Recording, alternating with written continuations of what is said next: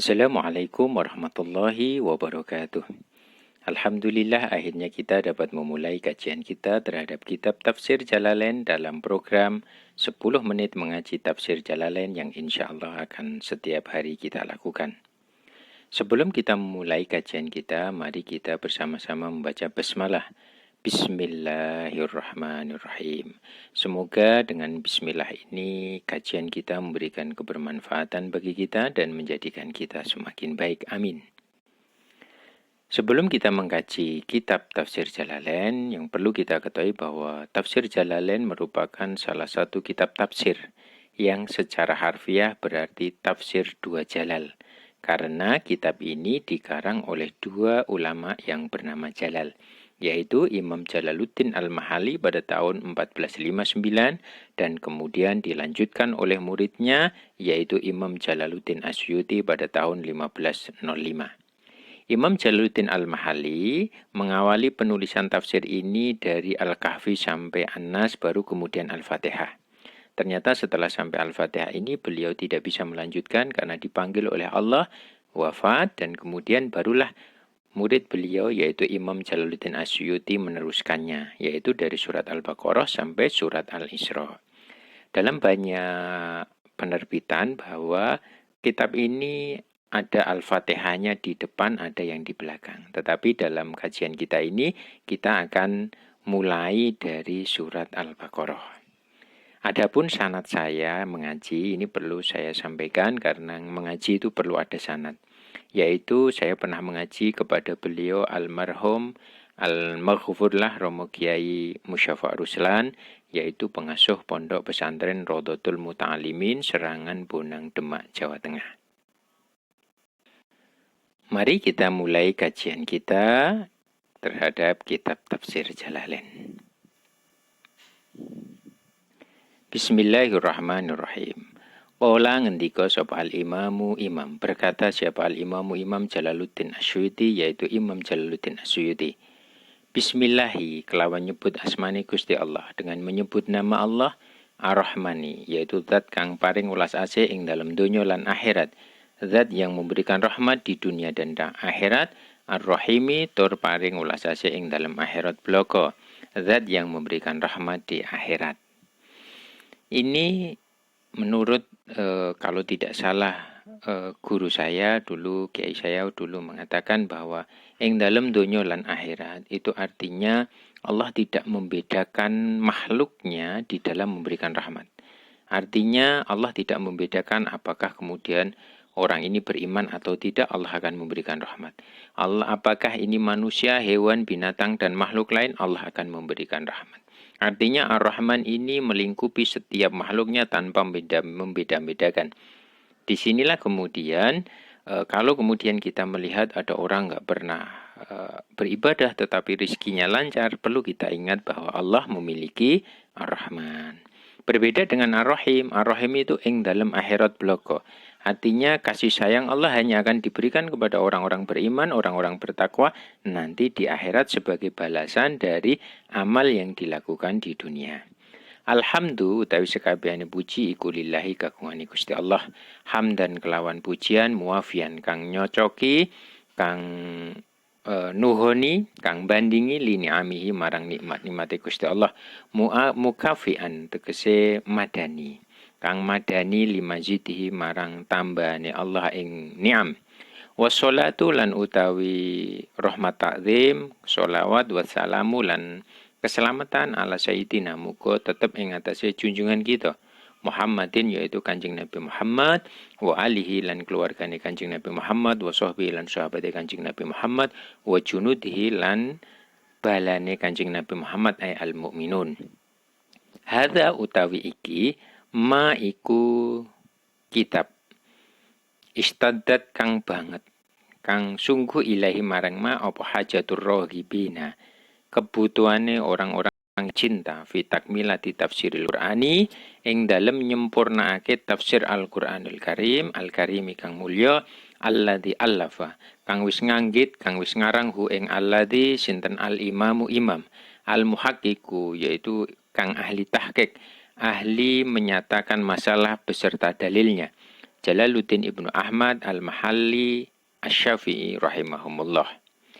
Wa tatmimima lan nyempurnaake tafsir fata kang tidak bisa melanjutkan, kang ngepotake, kang pot sapa Imam Mahalihu ing ma.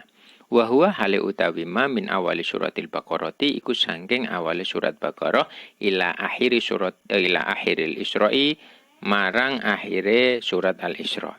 Bi tatimmatin kelawan kesempurnaan ala namtihi ing atase carane al-mahali min dikrima nyantane saking nutur perkara yufhamu kang bisa den pahami bi sebab ma apa kalamullahi dawe Allah taala wal i'timadi lan tetanggenan lan kegondelan ala arjahil aqwali ing atase luweh onjone luweh kuate pira-pira pendapat wa i'rabi malan i'rabe lafal yuhtaju kang den butuhake apa ilahi ma wa tanbihin lan pepeling alal qiraati ing atase pira-pira bacaan al-mukhtalifati kang berbeda-beda al-masyhurati kang kuncara ala wajhin ing atase wajah latifin kang alus wa ta'birin lan ibarat wajizin kang ringkes wa tarkit tadwili lan ninggal ndawake bidikri aqwalin kelawan nutur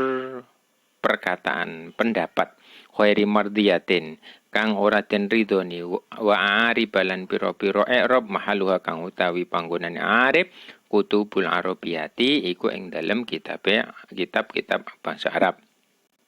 Wallahu lan ing Gusti Allah as'alu nyuwun sapa ingsun an-naf'a ing kemanfaatan bihi kelawan hadzal kitab fit dunya ing dalam dunya wa ahsanal jazai lan nyuwun ing luweh baguse pembalasan alaihi ing atase hadza fil uqba ing dalam akhirat bimannihi kelawan anugerah Allah wa karamihi lan kemuliaane Gusti Allah.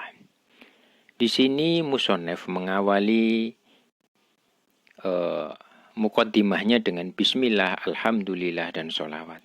Kenapa bismillah itu menjadi penting? Karena barang sesuatu yang dimulai, sesuatu yang baik kok tidak dimulai dengan bismillah fahuwa aqta.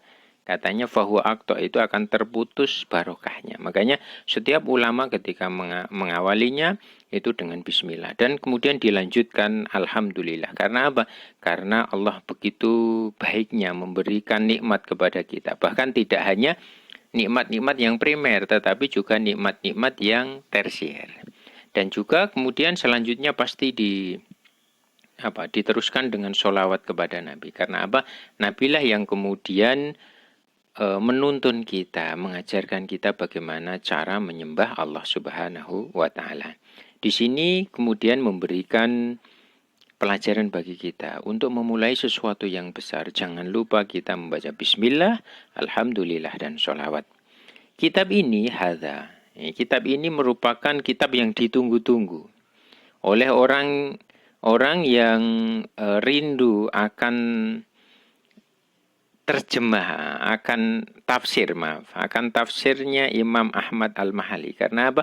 Sebagaimana tadi saya sampaikan bahwa Imam Ahmad Al-Mahalli, Jalaluddin Ahmad Al-Mahalli ini tidak sampai merampungkan tafsirnya. Maka penafsiran lanjutan yang dilakukan oleh Asyuyuti ini menjadi hajatur rohibin. Ya, jadi istaddan ilaihi hajatur rohibin. Jadi sesuatu yang ditunggu-tunggu. Yaitu dengan menyempurnakan apa yang belum diselesaikan oleh Imam Al-Mahalli. Yaitu dari surat Al-Baqarah sampai surat Al-Isra. Tentu saja dengan sistematika sebagaimana Imam Al-Mahalli, yaitu menyebutkan pembahasan-pembahasan di mana dengan pembahasan tersebut sangat mudah dipahami. Kalamullah ini Al-Qur'an ini dapat dipahami. Dan juga dalam kitab ini akan akan memunculkan arjahil aqwal, akan menampilkan pendapat-pendapat yang arjih yang kuat. Kemudian menampilkan i'rab yang dibutuhkan untuk memahami tersebut sehingga penafsiran ini menjadi mudah dicerna. Dan juga dalam kitab ini coraknya juga nanti ada menyebutkan beberapa bacaan yang berbeda-beda tetapi bacaan yang masyhur. Tafsir ini juga disajikan dengan penyajian yang elegan, tarkit tatwil, tidak bertele-tele ya, dengan menyebutkan sesuatu yang tidak atau yang tidak terkenal di kitab-kitab Arab. Jadi memang apa yang disajikan oleh Imam Al-Mahali dan Asyuti ini menjadi suatu kitab yang suatu kitab yang menarik untuk kita kaji. Dan disinilah kemudian Asyuti meminta kepada Allah semoga apa yang beliau karang ini memberikan kemanfaatan di dunia dan kebaikan pembalasan besok di akhirat dengan anugerah dan kemuliaan Allah. Mungkin hari ini kita karena sudah 10 menit kita cukupkan kajian kita pertama kali ini, yaitu tentang muqaddimah. Yang pertama, apapun yang kita lakukan, terutama hal-hal besar, jangan lupa Bismillahirrahmanirrahim, Alhamdulillah, dan sholawat. Dan selanjutnya, ketika kita ingin mengkaji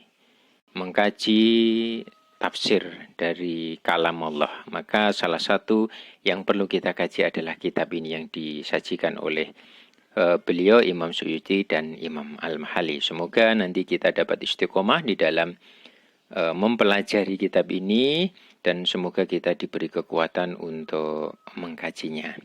Dan besok kita akan lanjutkan langsung masuk ke surat Al-Baqarah.